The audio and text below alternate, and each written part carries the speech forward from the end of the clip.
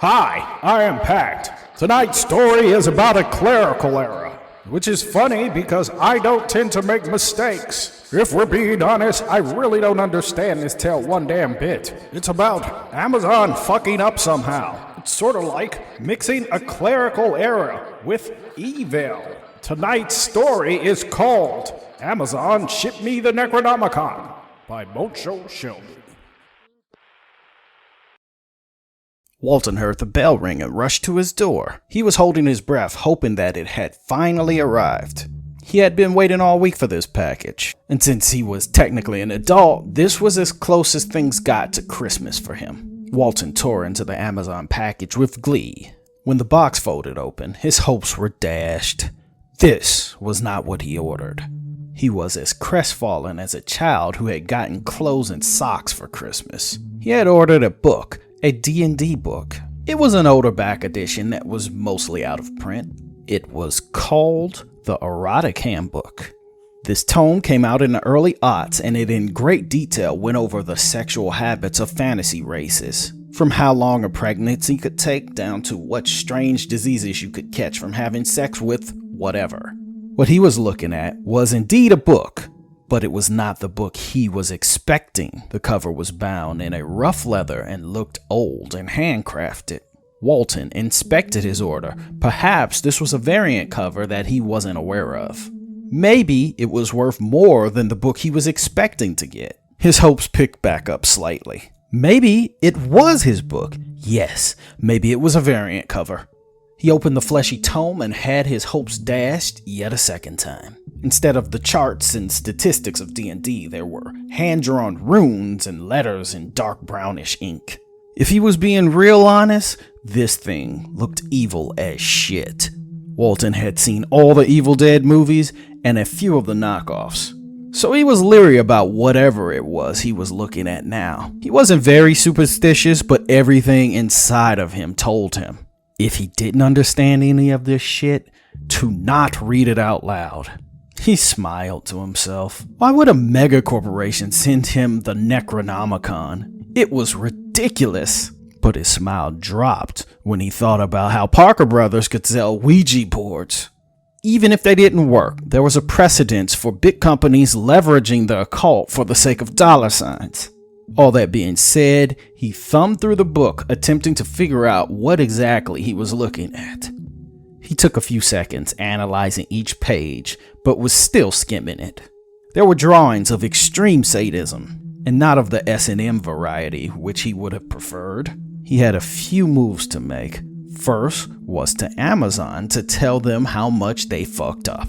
Second was to see if he could figure out what any of these runes meant. And if not that, figure out who was selling this book in the first place. Amazon was the best version of capitalism, so they apologized profusely and told him they were sending him a new book, and told him he could just keep whatever it was that was accidentally shipped. He scoured Amazon as a whole looking for books of this nature. Of course, looking for prop Necronomicons. They did in fact sell them, but none to this level of detail. This book smelled old. Its pages were withered and worn, and nothing about it felt fabricated. When he deep dived, he realized that it could have been used and pre-owned by a private seller. In fact, it must have been for any of this to make sense. The words he couldn't discern. He checked samples of Sumerian, Enochian, Latin, and any of the evil-sounding dead languages that movies couldn't stop making reference to. Maybe it was gibberish, or maybe he just wasn't smart enough to make the connection. He had seen enough movies to be thoroughly scared to have this book in his house, so when he found out he wasn't on the hook for giving it back, he put it out in the backyard and burned it. Unfortunately, it didn't burn. This was when Walton knew he was in some real Ash vs. Evil Dead territory. He attempted to drown the book in the bathtub to make the ink run, doing anything to make this thing not do whatever creepy shit it was meant to, but nothing worked. So he just had to say fuck it.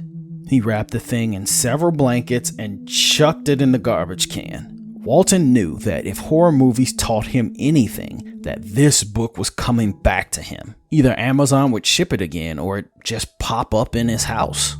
But after a day or two, he began to breathe a little easier when it didn't resurface. Amazon got around to sending him the book he actually wanted, and he was off to create the D&D game he always dreamed of, with sexy orc women and sexy goblins and sexy demons. When he thought about it, his mind always went there.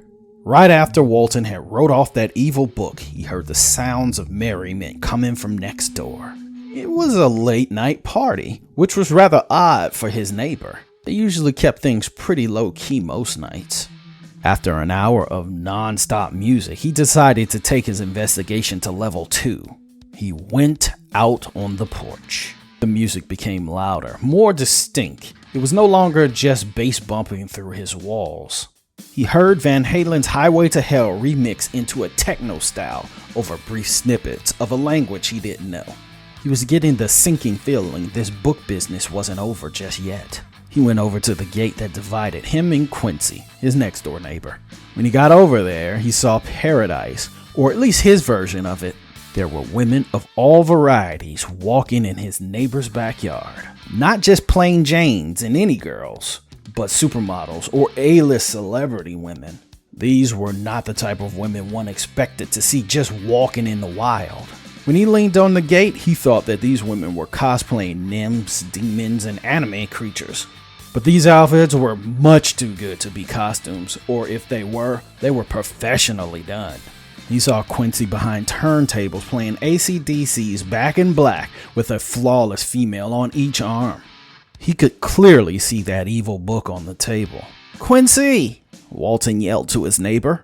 The DJ looked at him with a smile so wide it appeared as if it could break into the fourth dimension. He took a swig of beer, then pointed to him in a welcoming, "Come over here" wave. Walton hopped the gate. "Oh, hey man," said Quincy, who was a young man about his age, but 10 times cooler by comparison. "Hey?" Walton spoke back in the form of a question. "Dude, I was just about to come over and see if you wanted to get in on this," said Quincy while snaking his arm around Walton's shoulder. A woman with a tail that slinked like a cat passed Quincy, interrupting him as he was speaking. "What was I saying?"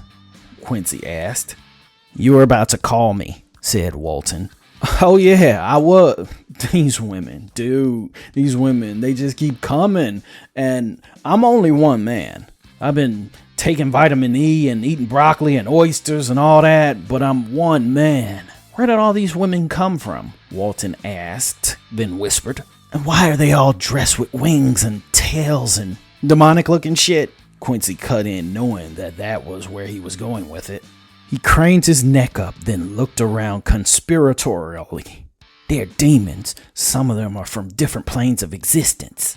"How?" "Bro, I was taking out the trash 2 nights ago, and I found this book just laying on the ground next to my garbage can. I mean, I was just gonna chuck it, but it was so weird and old looking, I was like, fuck it, you know.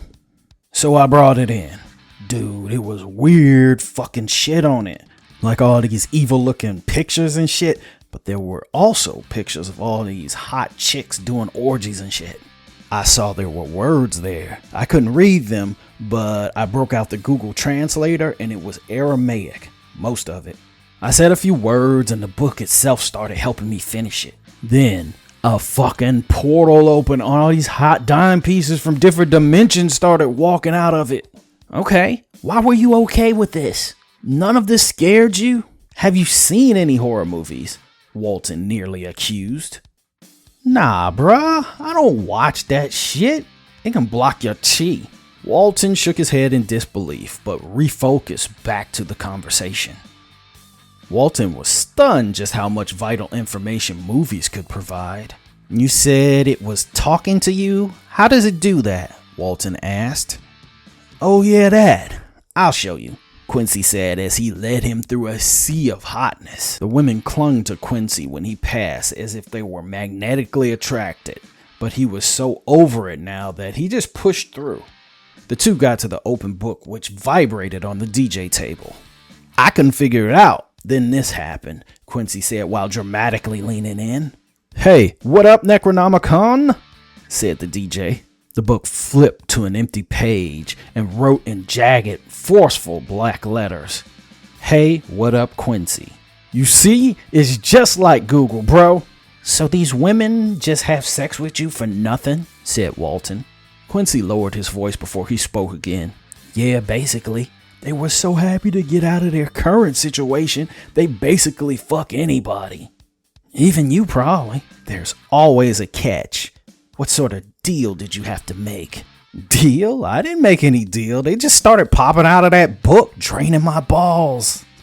I guess if it's a downside is I don't have enough energy to go through them all. It's gonna go wrong eventually. You should watch yourself. I know. One of them are gonna wanna settle down or turn up pregnant. Don't worry, man. My pull-out game is on point. Look through the crate, see if you can find some old school bangers, and I'll spin it when I get back. Walton was a bit scared to be left alone with all these women of unknown origin and this obviously evil book. But it wasn't like he could just tell him no. When Quincy went back into his house, he stared at the open book. What do you plan on doing with Quincy? Walton asked urgently. The words came back after spinning to a relatively empty page. Nothing. This book can grant you your desires. If your desire is evil, then so shall it be granted. If it is women, so shall it be granted. Walton was unsure. There was no way he could trust this evil tome. You are the Necronomicon. You are a book of pure evil. I'm not evil at all. I am a book. I am a reservoir of knowledge. Only the reader is evil. Not from my experiences.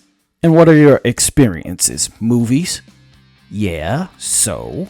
We came to offer you earthly delights. Anyone who orders a book on how to make fantasy races fuck is in desperate need of a win. But what did you do? You burned us and threw us in a garbage can. There's a reason you're alone and cranking it to fantasy monsters. But, oh well, that ship has sailed. I'm sorry. I can do better. Just let me take another crack at it. Look, Walt, you had your chance. Now you're just embarrassing yourself. You should probably go. And next time something good happens to you, don't lock it out of your life. Walton did a walk of shame out of Quincy's backyard. All the fantasy women looked at him and whispered, more than likely communicating what had happened. There were small pockets of snickers when he passed. When he got back to the room, he cracked open his D&D book and realized the Necronomicon was a cock tease all along.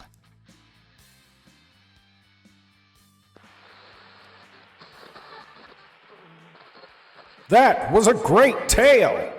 But I still want to know who fucked up that package order. It must have been human error, because humans fuck with evil.